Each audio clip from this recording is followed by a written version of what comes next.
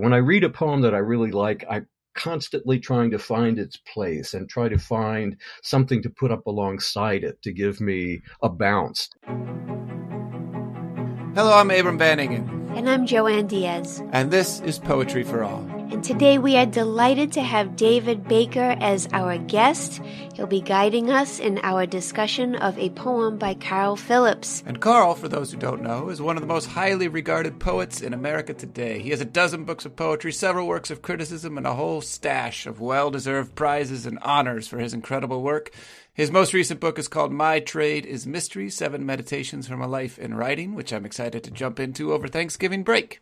And we get to talk about this fantastic poet and writer today with his friend, another fantastic poet and writer, David Baker. David Baker is the author of 13 books of poetry and 6 books of prose. He has served as the poetry editor of the Kenyon Review for 25 years. His most recent collection of poems is Whale Fall, and it is magnificent. So, David, thank you so much for joining us for today. It's my absolute pleasure. Well, today we'll be reading a poem called To Autumn. David, would you be willing to read that poem for us? You bet. To Autumn. Whatever it is that some nights can rescue cricket song from becoming just more of the usual white noise, tonight it's working.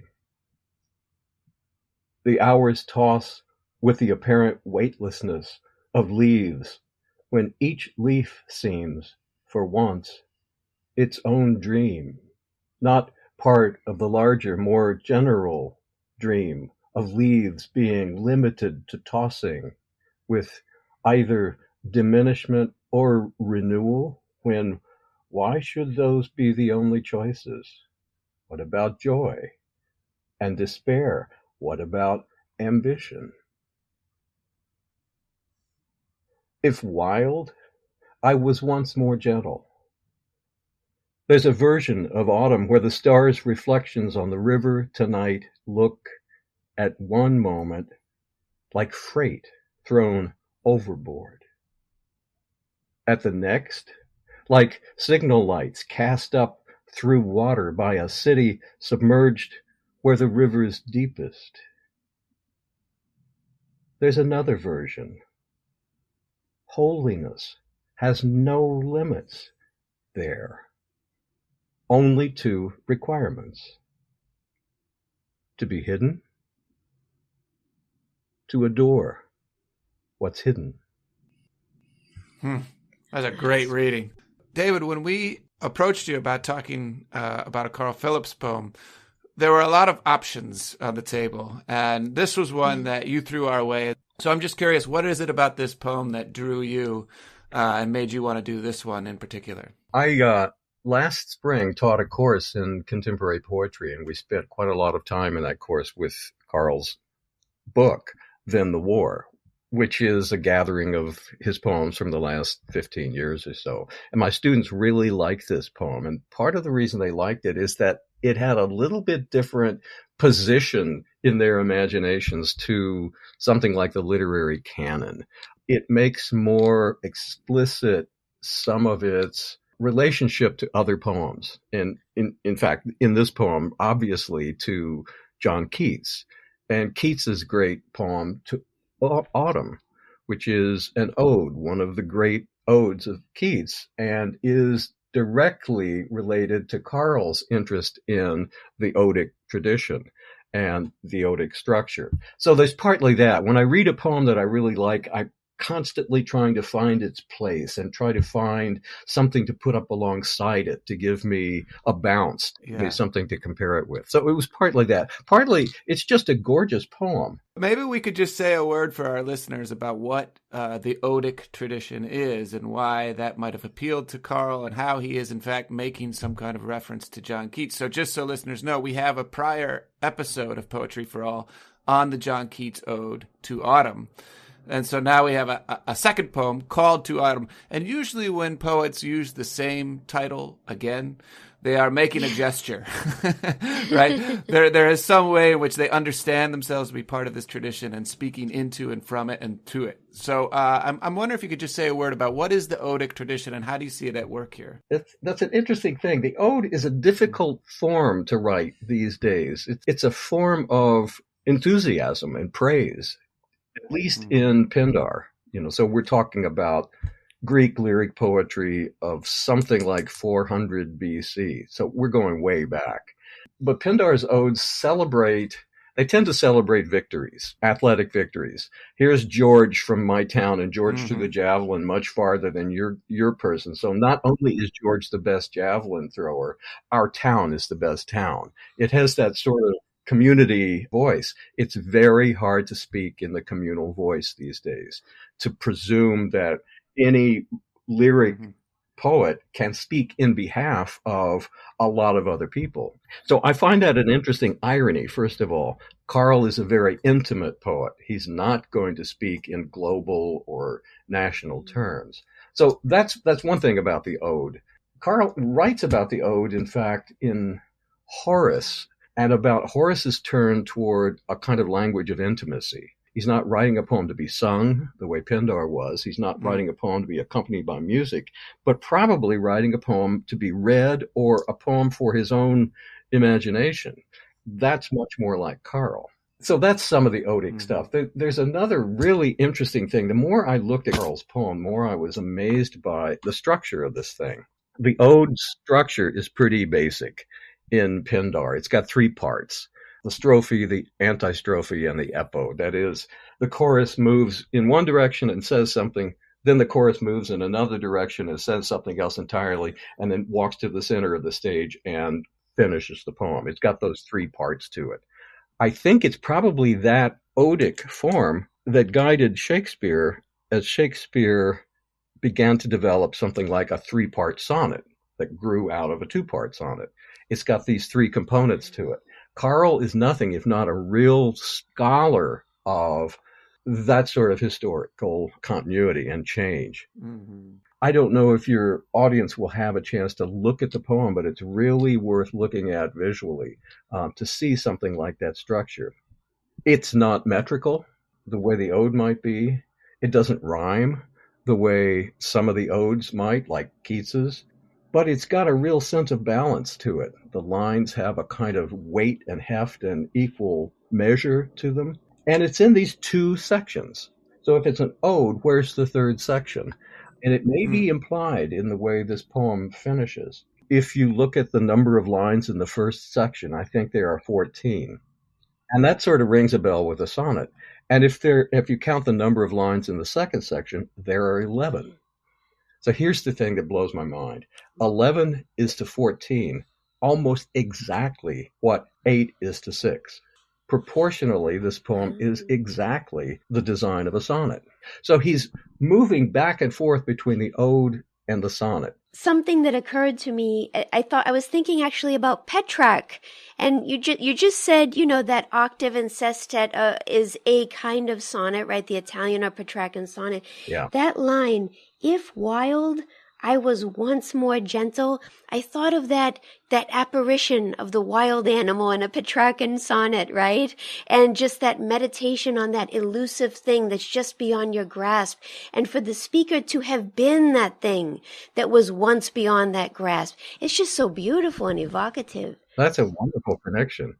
Yeah, and the other thing to notice about the 14 and the 11 is that the sonnet tradition itself, so when Hopkins takes on the sonnet, he tries this thing called the curtal sonnet, which is basically the same thing as a sonnet except shortened. And lo and behold, it's 10 and a half lines. It's 11 lines. So even within the sonnet tradition himself, he's sort of matching the 14-line traditional sonnet and then the curtal sonnet of Hopkins that was invented in the late 1800s. Oh, that's really cool. I think that's exactly right. Now, one of your viewers might say, do you think he was thinking about all this stuff when he was writing the poem? Yeah. There's a yes and no answer to that. Of course not.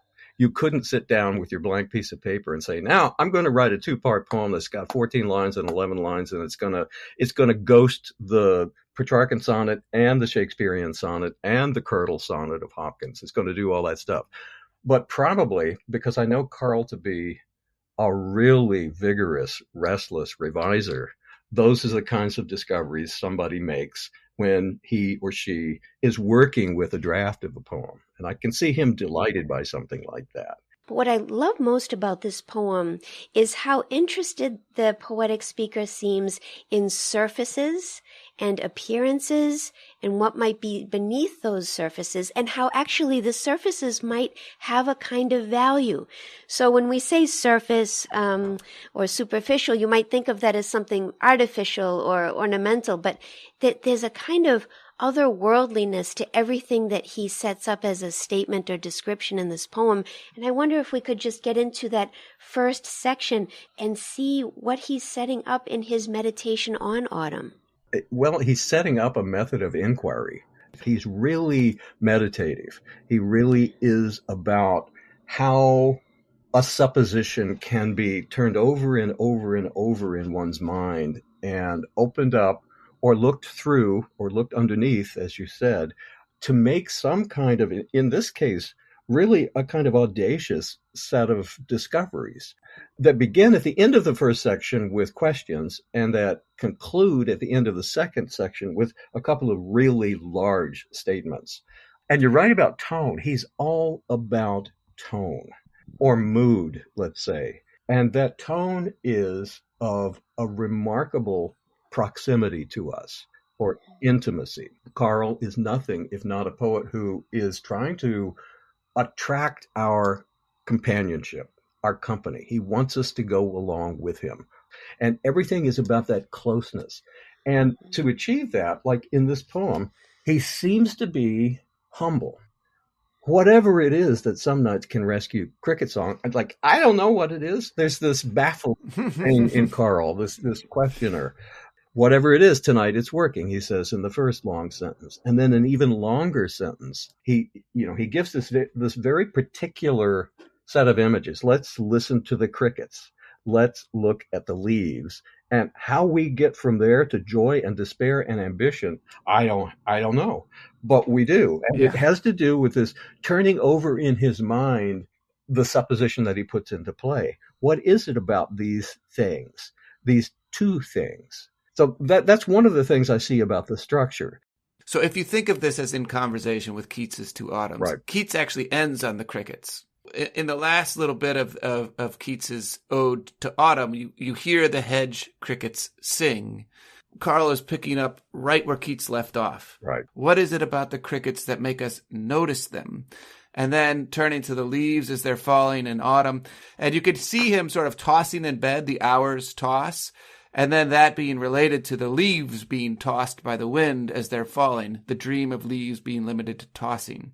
So that word toss comes up twice right there in the first stanza. Yeah, that's interesting. And, I love in this first section how he sets up a really interesting, philosophical question, but it's emotional as well. I think I love that most about his poems, that that intellect and emotion, that they're intertwined. They're one and the same, And so I'm looking at the beautiful lines in that second sentence of that first section. The hours toss with the apparent weightlessness of leaves when each leaf seems for once its own dream. I love the assonance of that clause too. The dream, the leaf, the seeming. Again, I feel that Petrarchan quality of what appears, what seems, not part of the larger, more general dream of leaves being limited to tossing with either diminishment or renewal. When why should those be the only choices? And the notion that we are being so limited in our vision, that we're so deprived if that's the only way that we can view. And that's the moment where elongating that sentence and saying, when why should those be the only choices? A lesser poet would have just ended the sentence on renewal. why should those be the only choice? No, why should those be the only choices? The connective tissue that he's creating between these clauses in the sentence make me see how he's connecting the tree to the bigger questions of our lives. And then, as you say, these insistent questions. What about joy and despair? What about ambition? And of course, I'm thinking of Keats's questions too. Where are the songs of spring? Where are they? The insistence of questions that are difficult to answer. I just love that.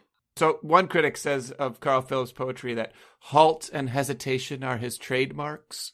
And I love that because you get that sense in this poem, too, where you think, well, what about this? But maybe about this. And what if we think of it this way? And when you're doing that in the poem itself, there's a way that it's imitating the tossing of the leaves themselves as they're falling from the tree. So with all of these commas, you get the feel within the syntax itself of the leaf sort of falling and drifting and being blown this way and that as it comes down. So the hours tossed with the apparent weightlessness of leaves, when each leaf seems, for once, its own dream, not part of the large. Right, so there's this back and forth, this tossing in the wind built into the poem itself as it's talking about this leaf as it's falling. And that restlessness is a really productive part of his whole poetic. He's restless about form. He's restless about subject, especially staying on a subject. He's moved by constant shifting. And that happens really concretely in the syntax itself, as Abram was talking about in those hesitations. He takes a sentence and rips it open, takes a clause and rips it open, steps inside it and proposes a comment on the thing that he's just said, or even more than a comment, a doubt or a question or an alteration of the thing that he's just said. The result of that is, to me, a kind of almost unmatched tone of meditation.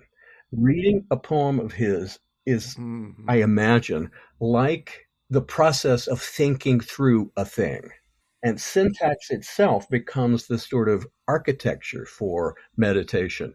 There's a restlessness there, a meditative quality there, and a loneliness or a solitude. And I don't mean loneliness necessarily in having a negative connotation, but just to be truly alone, but also constantly gauging that aloneness or solitude against the world or against other kinds of stimuli that are coming to it, and an uncertainty about how to finally land on those stimuli, In the first section, there was an apparent weightlessness. In the second section, there's this version of autumn where the stars' reflections on the river. So it's not the stars themselves, it's their reflection on the river.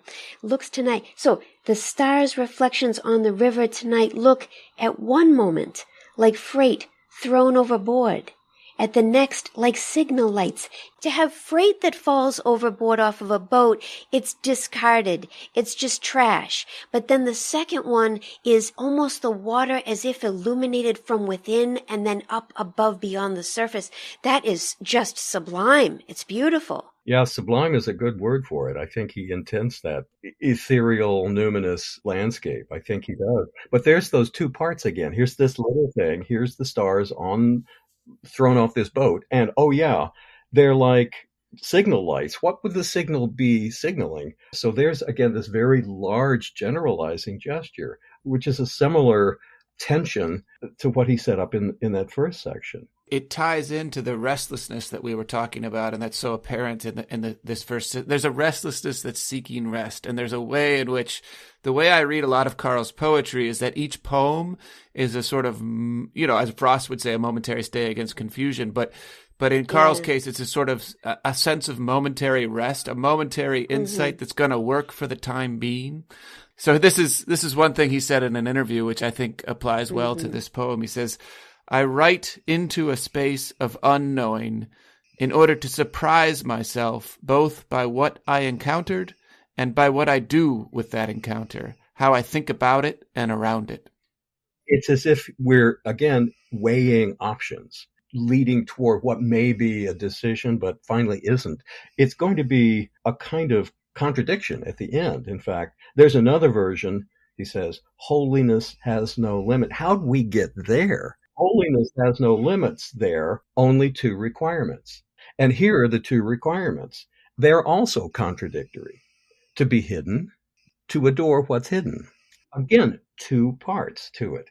Since we were talking earlier about tone, I'm struck by the necessity in this poem of not being satisfied with a single thing, with requiring two parts to the poem, two parts to the ode, which results in a third part. And I'm thinking of Keats again, and Keats's supposition that the most significant tone for a lyric poem is the tone of melancholy. And to Keats, that melancholy is two-parted. It's a narrative formula. This is looking at Keats's poem Ode on Melancholy, which is my favorite of his odes.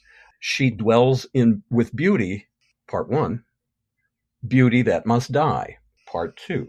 So there's a narrative progression to the thing that results in melancholy, to observe the remarkable thing, beauty or unendingness or something like that. And then the absolute realization that that beautiful thing is temporary, that is going to die. And that results in the speaker's, that sorrow, that world sorrow. So I feel Carl really deliberately working that same kind of formula. To be hidden and to adore what's hidden, then results, this is where I've been leading, in the third thing in this poem, which he doesn't specify, but it's clearly there. The third thing being both of these things abide constantly at the same time in this sort of heightened lyric state. Yeah. Oh my God, that's so great. And what then happens if we take that reading of this poem is that it's an argument for a way of seeing and a way of perceiving what might be at first hidden, but the very nature of it being hidden and the adoration of it is part of the poetic process, but it's bigger than just poetry. It's just a way of inhabiting the world and perceiving it, right? It is. It's bigger than poetry. What he arrives at, he's calling holy, is not in any way conventionally religious, but it has to do with something like soulfulness or connection to not just other people or other imaginations, but this long sweep of time in this body of water. With all that we've learned in our discussion of this poem, would you be willing to read it for us one more time? You bet. It's really fun to read his poems, and you have to read them slowly to let the phrasing reveal itself, unpack. So here's Carl's poem to Autumn again. Whatever it is that some nights can rescue cricket song from becoming just more of the usual white noise, tonight it's working. The hours toss with the apparent weightlessness of leaves, when each leaf seems for once its own dream, not part of the larger, more general dream of leaves being limited to tossing, with either diminishment or renewal, when why should those be the only choices? What about joy and despair? What about ambition? If wild, I was once more gentle. There's a version of autumn where the stars' reflections on the river tonight look at one moment like freight thrown overboard. At the next, like signal lights cast up through water by a city submerged where the river's deepest. There's another version. Holiness has no limits there, only two requirements. To be hidden, to adore what's hidden.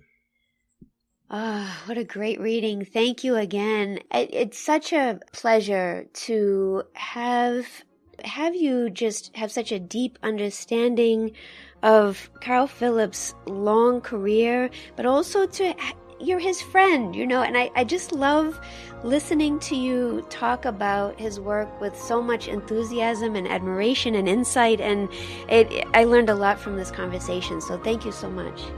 My pleasure. I learned a lot too, speaking with both of you. To learn more about Carl Phillips, please visit our website at poetryforall.fireside.fm. And you can also subscribe to Poetry for All wherever you get your podcasts. And please remember to follow us on Facebook, Instagram, and Twitter. Thank you for listening.